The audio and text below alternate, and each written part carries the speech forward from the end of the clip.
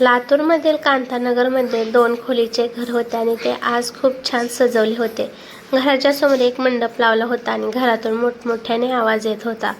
सगळं काही तुम्ही त्या पोरीच्या लग्नात संपवून टाका. तुम्हाला पण एक मुलगी आहे, याच्याविषयी तुम्ही कधी विचार करता का?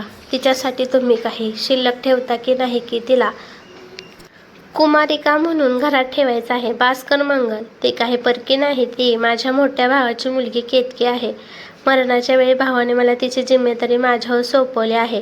शेवटी तिचं पण लग्न करावे लागणार आहे. इथपर्यंत आपण तिला घरात ठेवून घेणार आहे.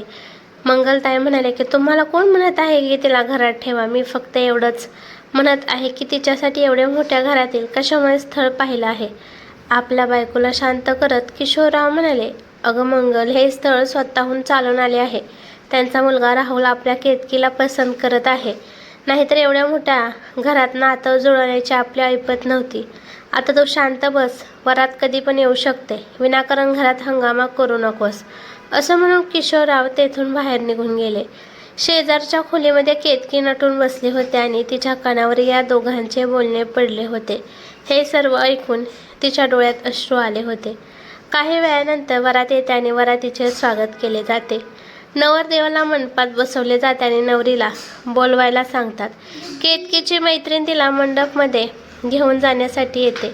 19-20 वर्षाची केतकी, गोरीपान, नाकी डोळी, छान कमरेपर्यंत केस, गुलाबी ओठ, काळेभर डोळे या आणि वरून तिने आज गुलाबी रंगाचा शालू घातला होता.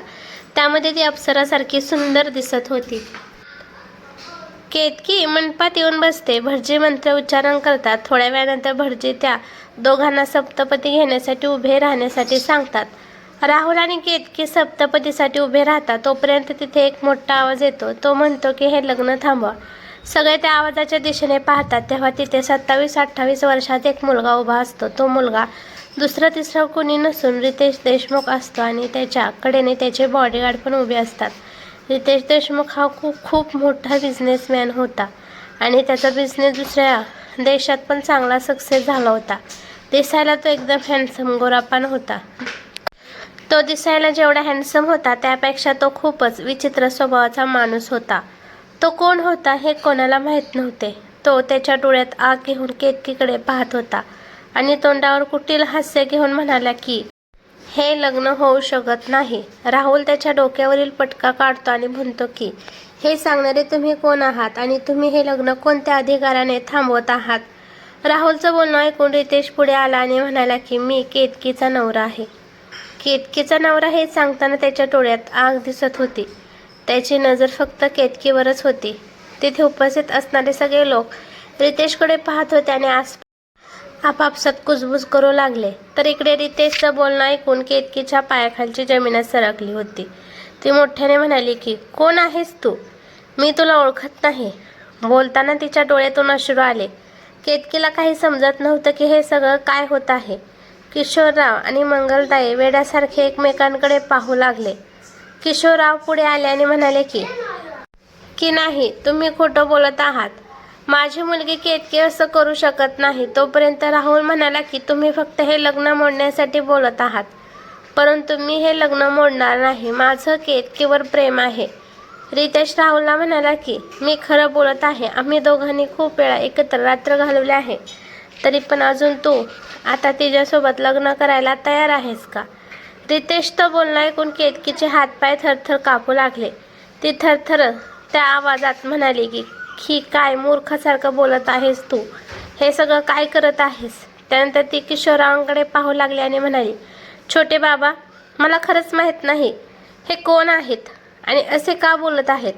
मी यांना ओळखतसुद्धा नाही. राहुल काहीतरी बोलण्यासाठी पुढे येऊ लागला, परंतु त्याच्या वडिलांनी त्याच्या हाताला धरून पाठीमागे ओढले आणि पुढे जाऊ नको म्हणून त्याला सांगितले.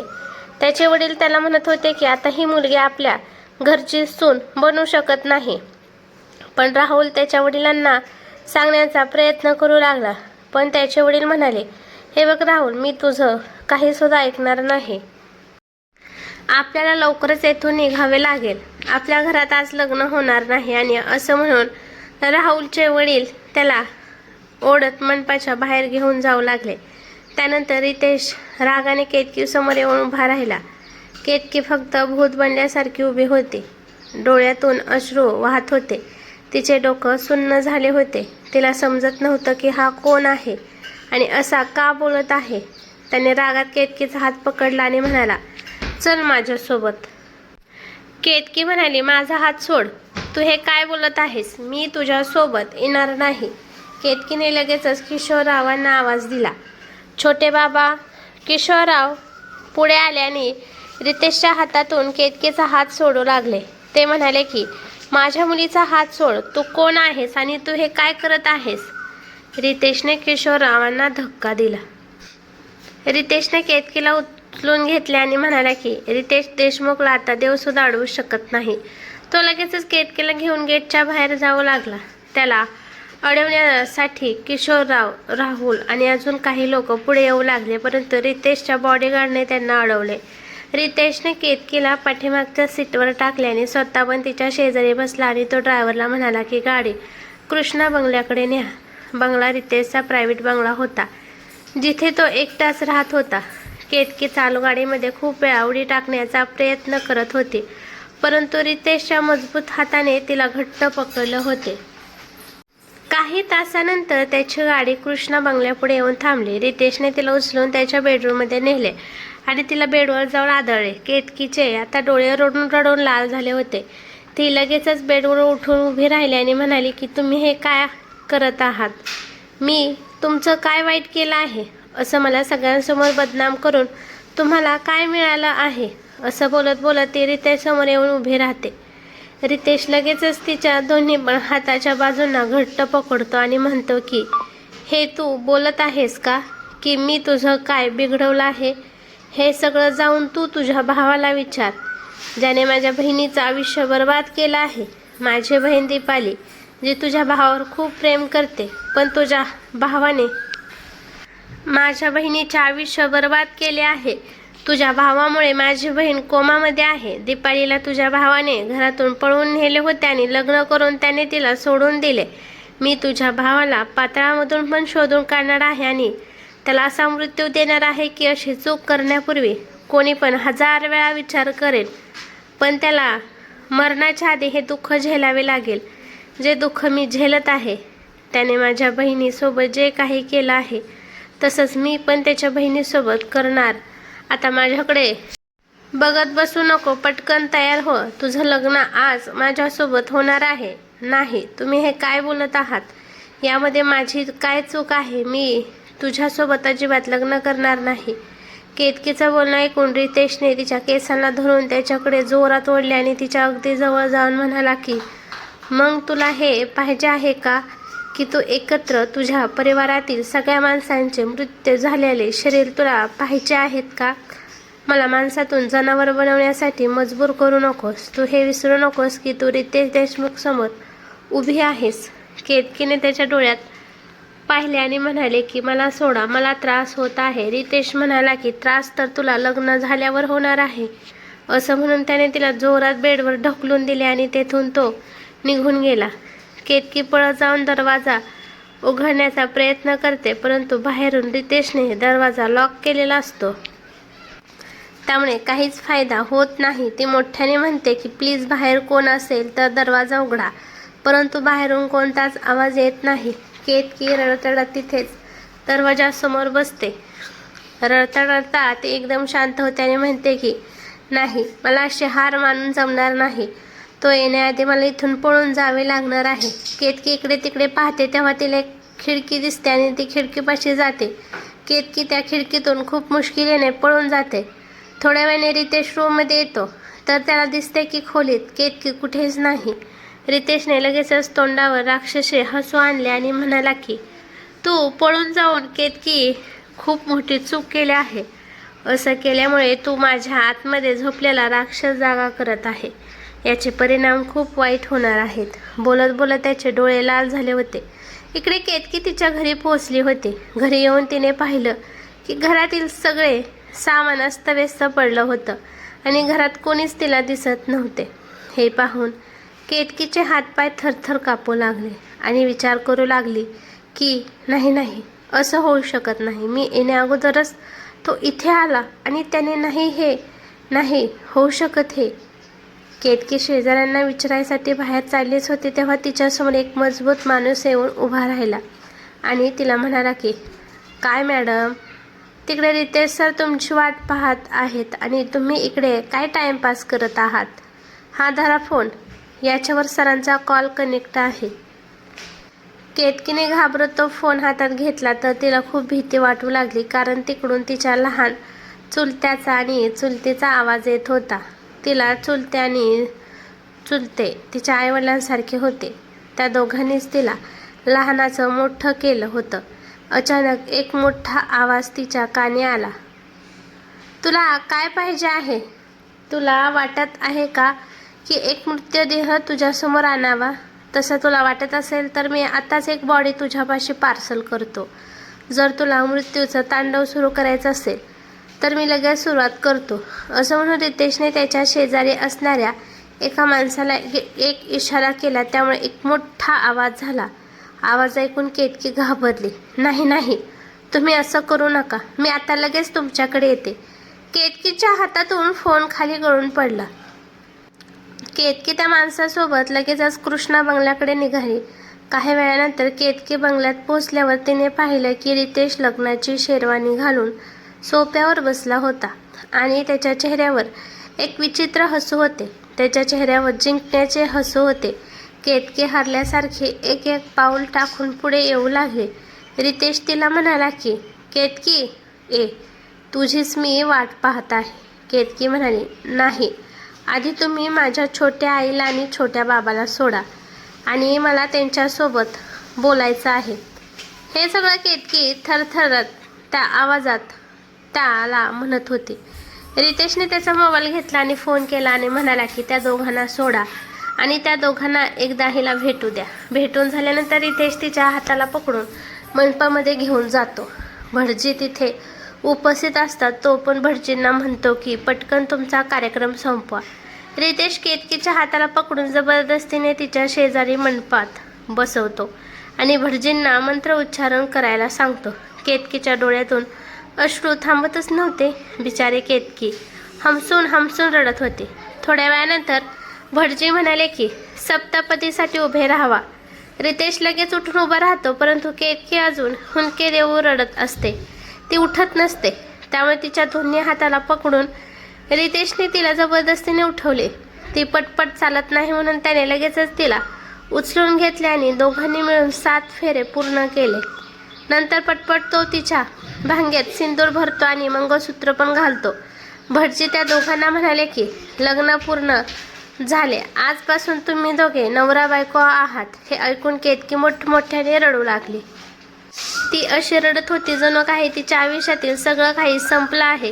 रितेश तिला म्हणाला, काळजी करू नको केतकी, रडण्यासाठी तुझ्या पुढे आता पूर्ण आयुष्य पडले आहे, त्यामुळे आता रडू नकोस. त्यानंतर रितेश त्याच्या सेक्रेटरीला म्हणतो की या भटजींना पैसे देऊन येथून हाकलून द्या. त्यानंतर रितेश केतकीला उचलून घेतो आणि बेडरूममध्ये जातो. तिथे गेल्यावर तो केतकीला बेडवर जोरात आदळतो. त्यानंतर हळूहळू रितेश त्याचे कपडे काढू लागतो. हे पाहून केतकी गडबडीने उठते आणि म्हणते की तुम्ही हे काय करत आहात आणि तुम्ही हे कपडे काढून काय करत आहात? रितेश शांत सुरात म्हणाला की घाबरू नकोस, मी तेच करत आहे जे मी करायला पाहिजे आहे. हे सगळं लग्न झाल्यावर प्रत्येकजण करतो. असं म्हणून त्याने शेरवानी काढली आणि बाजूला ठेवली आणि हळूहळू केतकीकडे जाऊ लागला. केतकी त्याच्यापुढे हात जोडते आणि म्हणते की प्लीज असं करू नका, तुम्ही माझं आयुष्य खराब करू नका. रितेश म्हणाला, जेव्हा तुझ्या भावाने माझ्या बहिणीचे आयुष्य खराब केले होते तेव्हा तू त्याला काही समजावले होते का? केतकी त्याला म्हणाली की तुम्ही खोटं बोलत आहात. माझा भाऊ तुमच्या बहिणीसोबत असं वागू शकत नाही. रितेश मोठ्या आवाजात म्हणतो की मी जे काही सांगत आहे तेच तुझ्या भावाने माझ्या बहिणीसोबत केले आहे. तुझ्या भावाने पहिल्यांदा माझ्या बहिणीला गोड बोलून प्रेमाच्या जाळ्यात फसवले. त्यानंतर तिच्यासोबत लग्न केले. लग्न झाल्यानंतर काही दिवस तिच्यासोबत वेळ घालवून त्याने तिला वाऱ्यावर सोडले. या धक्क्यामुळे माझी बहीण कोमामध्ये आहे. जर तुझ्या भावाने माझ्या बहिणीला सोडले नसते तर तिने आत्महत्याचा प्रयत्न केला नसता. तिने आत्महत्येचा प्रयत्न केल्यानंतर माझी बहीण कोमामध्ये गेली आहे. माझी बहीण जिवंत असून एक मेलेल्या मड्यासारखी आता आहे. मी माझ्या बहिणीची ही हालत पाहू शकत नाही आणि तशाच प्रकारे तुझी हालत पण कोणी सुद्धा पाहू शकणार नाही. इतकी मी वाईट तुझी हालत करणार आहे.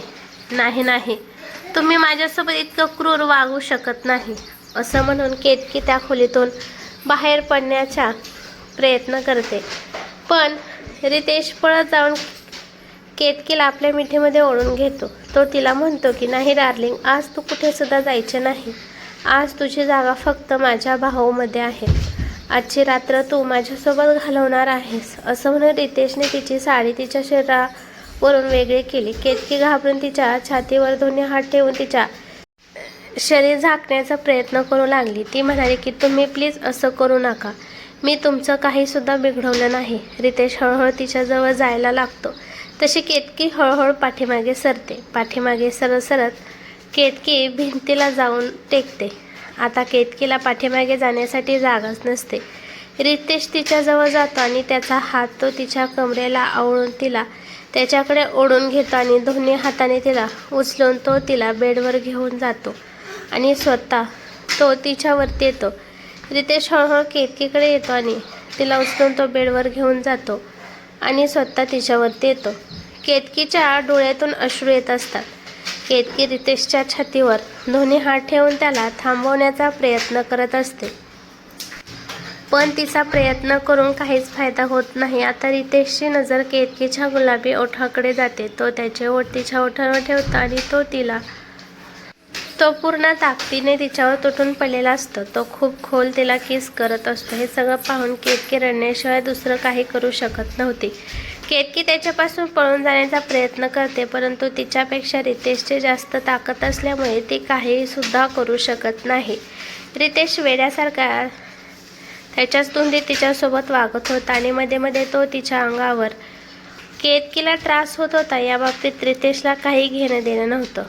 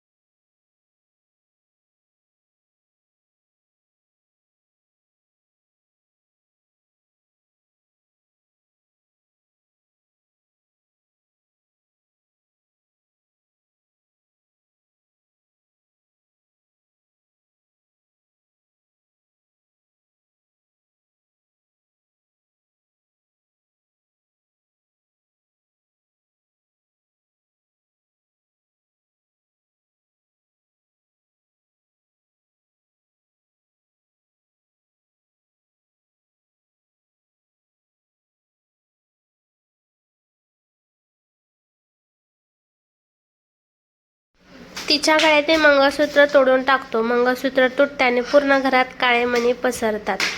केतकी जोरात ओरडते की तू हे काय केलं आहेस.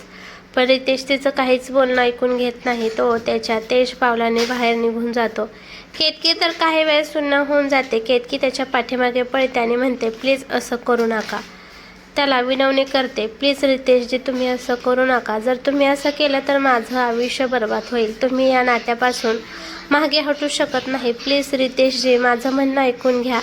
केतकीचा आवाज ऐकून रितेश एकदा पण पाठीमागे वळून पाहत नाही. तो त्याच्या गाडीमध्ये बसून तेथून निघून जातो. केतकी तिथे दरवाजात उभी राहून मोठमोठ्याने त्याच्याकडे पाहून रडू लागते. थोड्या वेळाने केतकी खोलीमध्ये येते. ती एकटीच बडबड करते की रितेश तू हे माझ्यासोबत काय केले आहेस. तो बदला घेण्याच्या नादात लग्न या पवित्र नात्याला तू डाग लावला आहेस. जर तू या नात्याला मानत नसला तरी मी या नात्याला मानत आहे आणि मी तुझी रखेल नसून तुझी धर्मपत्नी आहे. असं म्हणून केतकी खोलीमध्ये पसरलेल्या मंगळसूत्राच्या मोत्यांना एक एक करून उचलते आणि म्हणते की एक दिवस याच मंगळसूत्राला मी तुझ्या हातून घालणार आहे. त्याच्याशिवाय मला पण चैन पडणार नाही. मी तू जे काही केलं आहे त्याला मी तुला कधीच माफ करणार नाही. परंतु समाजाच्या नजरेत मी रखेल या नावाने नाही तर तुझी बायको म्हणून दर्जा मिळवणार आहे आणि हे मी माझं वचन घेऊन तुला सांगत आहे. सकाळच्या वेळी रितेश त्याच्या खोलीमध्ये आराम करत असतो.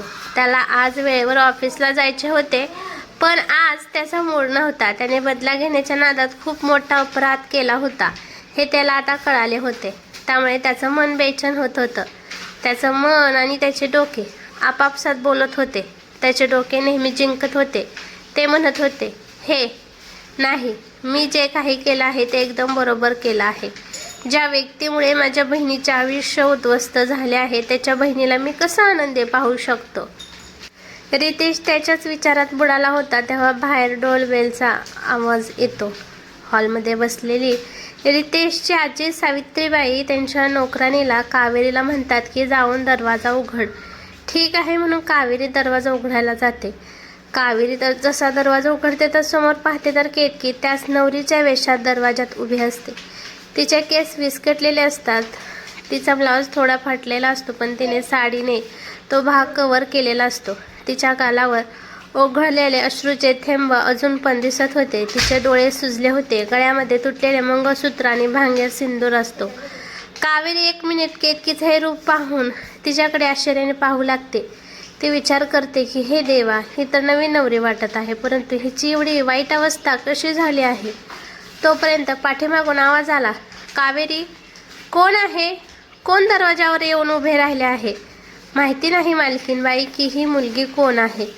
कावेरीचा आवाज ऐकून सावित्रीबाई पुढे येतात आणि पाहतात की त्यांच्या दारावर नवीन नवरी असलेली एक मुलगी उभी आहे. सावित्रीबाईंनी तिला आश्चर्याने पाहिल्या विचारले की मुली तू कोण आहेस आणि तुझं कोणाकडे काम आहे. इकडे केतकी वेदनेने त्रासली होती त्यामुळे तिचं शरीर तिला साथ देत नव्हते. तरी पण ती मान खाली घालून म्हणाली की माझं काम रितेश देशमुख यांच्याकडे आहे. सावित्रीबाई म्हणतात की रितेश देशमुख हा तर माझा नातू आहे. सावित्रीबाईच्या तोंडून हे ऐकून केतकी लगेचच त्यांच्याकडे पाहते. सावित्रीबाई म्हणतात की तुझं त्याच्याकडे काय काम आहे. ती त्यांना म्हणणार होती की मी रितेश देशमुख यांची. तोपर्यंत तिथे रितेश येतो आणि जेव्हा रितेश केतकीला पाहतो तेव्हा त्याच्या पायाखालची जमीनच सरकते. तू इथं काय करत आहेस. तुझी इथे येण्याची हिंमत कशी झाली. रितेश तिच्यावर दात खात म्हणाला. सावित्रीबाई रितेशला म्हणाल्या की रितेश तू या मुलीला ओळखत आहेस का. रितेश म्हणाला नाही आजी मी हिला ओळखत नाही. माहीत नाही ही कोण आहे. माझे हिच्याशी काही देणं घेणं नाही. केतकी मोठ्याने म्हणते तुम्ही माझ्यासोबत देवाच्या साक्षीने लग्न केलं आहे. मी तुमची बायको आहे. तुम्हाला समजत आहे का मिस्टर रितेश देशमुख की मी तुमची धर्मपत्नी आहे. केतकीच्या तोंडून हे ऐकून रितेशच्या नसानसामध्ये राग निर्माण होतो. त्याने तिच्या नरड्यावर हात ठेवला आणि म्हणाला की कोणत्या लग्नाबद्दल बोलत आहेस. आपलं कोणतंच लग्न झालं नाही. तुझ्याकडे असा कोणता पुरावा आहे की ज्यामुळे तू हे सांगू शकेल की आपल्या दोघांचं लग्न झालं आहे. जर पुरावा नसेल तर इथून निघून जा. केतकी रागाने तिच्या गळ्यावरील त्याचा हात काढते आणि म्हणते की हे माझे मंगळसूत्र आणि भांगेतील सिंदूरच पुरावा आहे की मी तुमची बायको आहे. तुम्ही या नात्याला डावलू शकत नाही. हे सगळं ऐकून सावित्रीबाईचे डोळे मोठे झाले. त्या म्हणाल्या की रितेश, मी हे काय ऐकत आहे? तू या मुलीसोबत लग्न केलं आहेस? जर केलं आहेस तर या लग्नाला तू का नकार देत आहेस? मला हे काही समजत नाही. मला कोण सांगेल का की हे काय चाललं आहे? रितेश सावित्रीबाईला म्हणाला की काही नाही आजी, एवढा मोठा बंगला पैसा पाहून कोणाची पण नियत बिघडू शकते. एवढ्या मोठ्या घरात राहण्यासाठी कोणती पण मुलगी कोणत्या पण हद्दीला जाऊ शकते. सावित्रीबाई म्हणाल्या, रितेश तू जे काही बोलत आहे ते सगळं खरं आहे का? मला खरं सांग, कोण आहे ही मुलगी? तू खरंच हिला ओळखत नाहीस का? खरं सांग, तू हिच्यासोबत लग्न केलं आहेस का? प्लीज रितेश, माझी शपथ घेऊन सांग की ही मुलगी जे काही बोलत आहे ते खोटं आहे. असं म्हणून सावित्रीबाईंनी लगेचच रितेशचा हात त्यांच्या डोक्यावर ठेवला. सावित्रीबाईचं बोलणं ऐकून रितेशने लगेचच त्याचा हात बाजूला काढून घेतला. सावित्रीबाई म्हणाल्या, म्हणजे रितेश, ही मुलगी जे काही बोलत आहे ते बरोबर आहे. रितेश, तू हे सगळं का केलं? कशामुळे केलं आहेस? कारण आजी ही कार्तिक पवार याची ही बहीण आहे. या निर्लज्ज माणसाची ही बहीण आहे आणि तुला या मुलीच्या रडण्यावर तुला दया येत आहे. मी जे काही हिच्यासोबत केलं आहे ते बरोबर केलं आहे.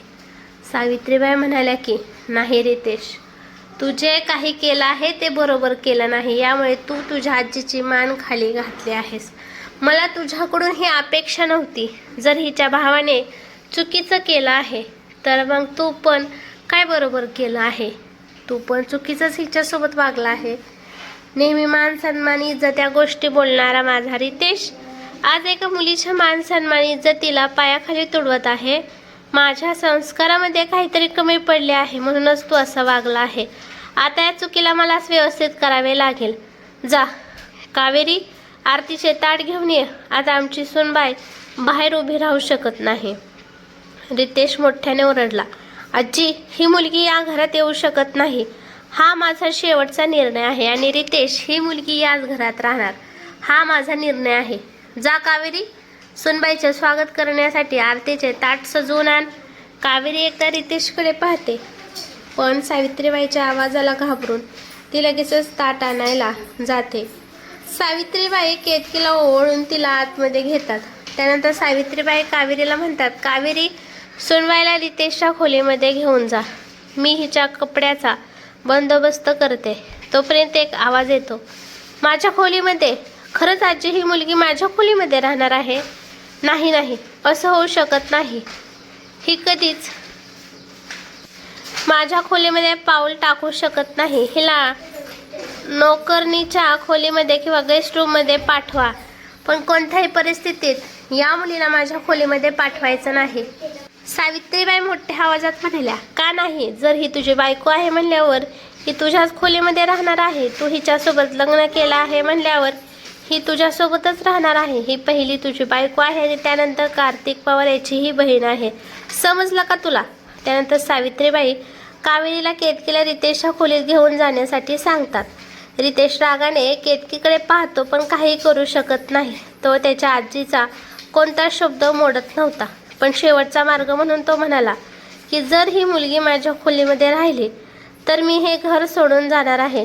सावित्रीबाई म्हणाल्या, ठीक आहे, तुला जायचे असेल तर तू जाऊ शकतो. तू जे पण वाईट काम केलं आहे त्याला आम्ही साथ देऊ शकत नाही. आता ही मुलगी याच घरात राहणार आहे, ती पण तुझी बायको म्हणून. तुला जे काही करायचं आहे ते तू करू शकतो. तू स्वतःने तुझ्या पायावर कुऱ्हाड मारून घेतली आहे आणि त्याला जिम्मेदार तू आम्हाला देऊ शकत नाही. रितेश रागाने एक फुलदाणी फरशीवर जोरात आदळतो आणि तेथून निघून जातो. तो दिवसभर घरी येत नाही. तो खूप रात्री येतो तर पाहतो की हॉलमध्ये कोणीच नसते. त्याला समजते की त्याची आजी झोपली आहे. त्यानंतर तो त्याच्या खोलीकडे जातो.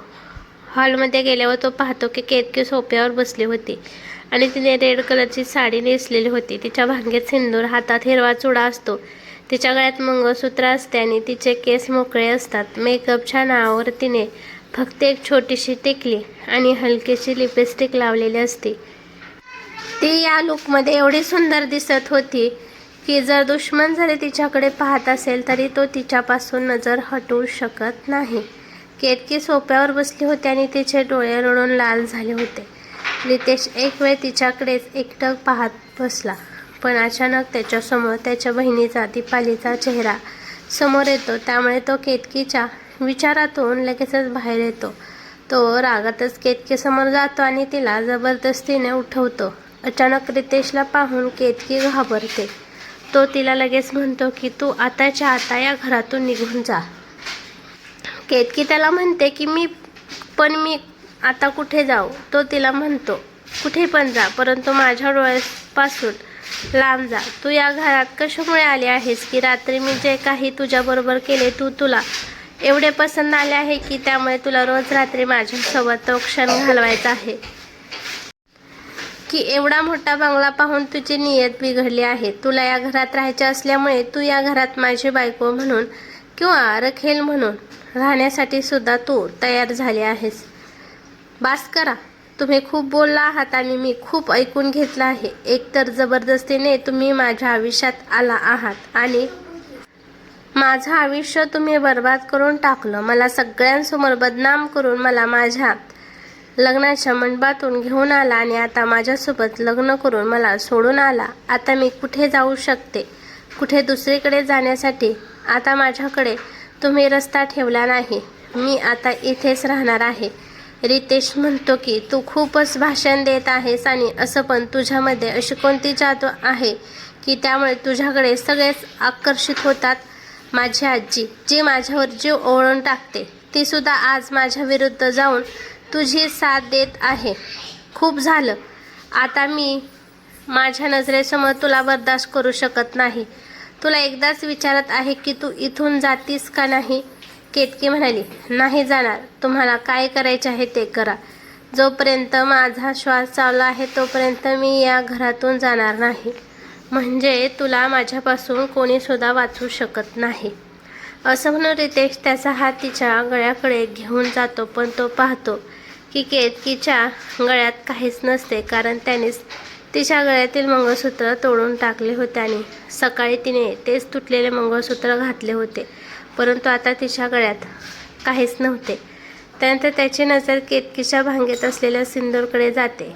तो सिंदूर तो पुसण्याचा प्रयत्न करतो, पण माहीत नाही तो तसा करू शकत नाही. तो एक बुक्की जोरात भिंतीवर मारतो. तो तिला म्हणतो की जरी तू या घरात राहत असली तरी मी तुला माझ्या मनात कधी जागा देऊ शकत नाही. तू फक्त माझ्यासाठी एका रात्रीची गरज होतीस. तू माझी बायको कधीच होऊ शकत नाहीस. असं म्हणून तो त्याच्या बेडवर जातो आणि कपडे न चेंज करता झोपी जातो.